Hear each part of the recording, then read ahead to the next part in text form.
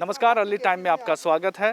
यहाँ जम्मू के sports person जो हैं आज एमए स्टेडियम में एक विरोध प्रदर्शन कर रहे हैं। ये विरोध प्रदर्शन जो है स्पोर्ट्स पॉलिसी को लेकर है कि स्पोर्ट्स पॉलिसी नहीं बनाई गई है और जेन्युइन स्पोर्ट्स पर्सन्स को जो है उनको जॉब नहीं मिल पा रही है। आइए इनसे बात करते हैं और इस पूरे मसले के बारे में जानते हैं। जी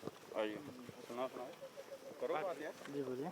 जी बताएं, क्या किस लिए विरोध प्रदर्शन हो रहा है? सर हम SRO 349 के लिए विरोध कर रहे हैं। तो हमें 2013 के बाद कोई भी बैच नहीं लगा है। 17 में जैसे मैम ने बताया कि हमारे सारे फाइल निकली हुई है, उसमें हमें एडवर्टाइजमेंट निकली थी SRO के लिए। तो तब से हमने लगाई हुई है और हम तब से सफ़र कर रहे हैं। अब 2021 भी जाने वाला है। तो हम इसलिए ये ले चाहते हैं, हम जस्टिस चाहते हैं, हमारे लिए हमारी जॉब दी जाए। जो हम सब मेहनत की है, मेडल आए हैं नेशनल लेवल इंटरनेशनल लेवल तक, सब ने पार्टिसिपेट किया, इंडिया को रिप्रेजेंट किया हुआ। तो हमारी रिक्वेस्ट है LG साहब से, डॉक्टर हमारे फारूक खान सर हैं, मैडम से, सेक्रेटरी से रिक्वेस्ट है कि इस केस को जल्दी से जल्दी फास्ट ट्रैक पे लाया जाए और विद इन जितनी जल्दी हो सके हम सबको जॉब दी जाए।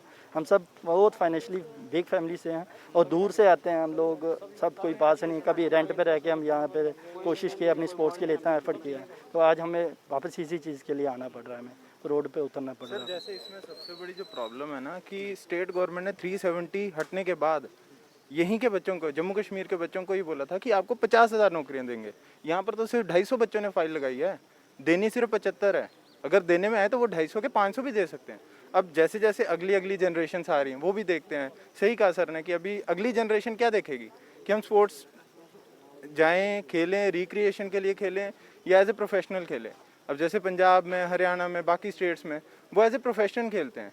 आगे उनका इसीलिए मेडल्स आते हैं नेशनल में, इंटरनेशनल्स में। हमारे जम्मू के बच्चे despite being playing it for a recreation purpose, still वो यहाँ पर एशियन गेम्स मेडलिस्ट हैं, नेशनल सीनियर नेशनल मेडलिस्ट हैं, फेडरेशन का वर्ल्ड कप प्लेयर, जैसे तारिक फेंसिंग से वर्ल्ड कप प्लेयर हैं। मैंने खुद नेशनल सिल्वर मेडल लिया हुआ सीनियर। इसमें आप एक बात कर रहे थे कि जो जेन्युइन स्पोर्ट्स पर्सन को जॉब दी जाए, इसका मतलब क्या है कि जिनको जॉब मिली है वो थोड़ा उनका कुछ सर जेन्युइन मतलब जैसे कि जो स्पोर्ट्स में जो पॉलिसी थी, पॉलिसी एज इन हम ये नहीं कहेंगे कि वो पॉलिसी थी, वो एज ए नोटिफिकेशन आता है। नोटिफिकेशन में ये पॉइंट्स लिखे होते हैं कि आपको ये क्राइटेरिया, आप आके अपनी फाइल लगाइए, अगर उस क्राइटेरिया में आप फॉल करेंगे आपको जॉब मिलेगी। वही क्राइटेरिया के बेसिस पे हम सब ने फाइल लगाई। इसमें सिर्फ 250 बच्चों ने फाइल लगाई है, अप्रॉक्सीमेटली 250 बच्चों ने फाइल लगाई है। जॉब्स थी 75। वो 3 साल का एक बैकलॉग था जिसको उन्होंने कवर करना था। 25, 2018, 2017, 2016, 2015, ये 75 जो पोस्टों का बैकलॉग था उस पर 250 बच्चों ने लगाई थी। और उस टाइम पे क्या क्राइटेरिया था कि जिसने एक गोल्ड लिया वो टॉप प्रायोरिटी है, उसके बाद सिल्वर, फिर ब्रॉन्ज। फिर ये जब क्राइटेरिया फॉल करने के बाद, नोटिफिकेशन आने के बाद, बच्चों ने जॉब लगाने के बाद, स्पोर्ट्स काउंसिल ने नोटिफिकेशन चेंज कर दिया जिसमें उन्होंने पॉइंट सिस्टम ले आए, जो कि बहुत बच्चों को नहीं पता था। अब अगर वो भी ला रहे हो उसमें भी फिर प्रॉपरली चेक करो ना। हर एक को अगर दे रहे हो तो जिसके जो एम्प्लॉयमेंट ईयर वेस्ट हो रहे हैं, समझ रहे हो। मैं 2018 से वेट कर रहा हूँ, मेरे को जॉब मिलेगी। 1 साल की जो मेरा एम्प्लॉयमेंट ईयर वेस्ट हुआ, उसके बाद 20, 19, 21, ये सारे जो एम्प्लॉयमेंट ईयर है ये कौन देगा मेरे को?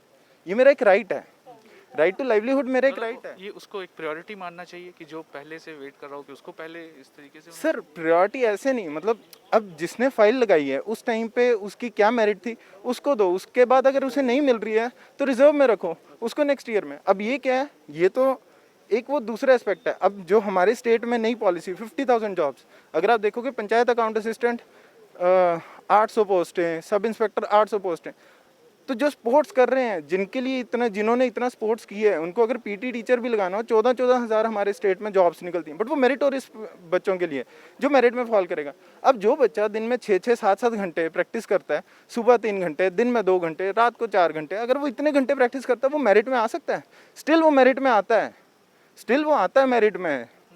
बट उसके बाद अगर वो नहीं आ रहा है तो उसको जॉब तो मिलनी चाहिए ना। तो आपका क्या कहना है कि मतलब एकेडमिक क्वालिफिकेशन को मेरिट ना बनाया जाए, बस निस्बत जो है जो मेडल्स आप लाते हैं उनको देखा जाए? यस सर, जैसे अब मैं आपको बता रहा हूँ ना, हमारा KS का पेपर होता है जम्मू कश्मीर के लिए।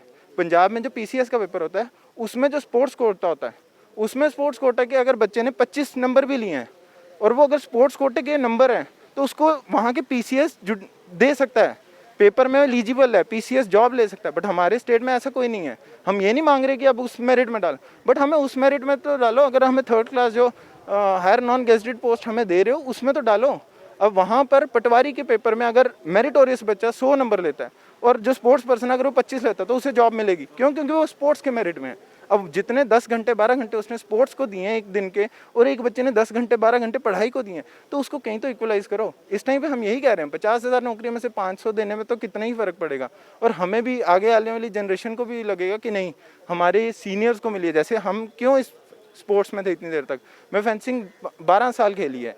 आज मैंने 12 साल फेंसिंग क्यों खेली, क्योंकि मेरे जो सीनियर्स थे हर एक के पास जॉब थी, वो जॉब से आते थे यहाँ पर हमें ट्रेनिंग कराते थे, उनसे आपको इंस्पिरेशन उनसे इंस्पिरेशन मिली है सर। आज भी वो अगर देखें तो आज वो खेलो इंडिया के इंचार्ज हैं जम्मू रीजन के। तो ऐसे ऐसे स्पोर्ट्स पर्सन को हम देख के बड़े हुए हैं, और हमें देख के कोई ऐसे नहीं बड़ा हो रहा है, हमें देख के सिर्फ यही कह रहे हैं इनको तो मिली नहीं, अब हमें क्या मिलेगी। Thank you.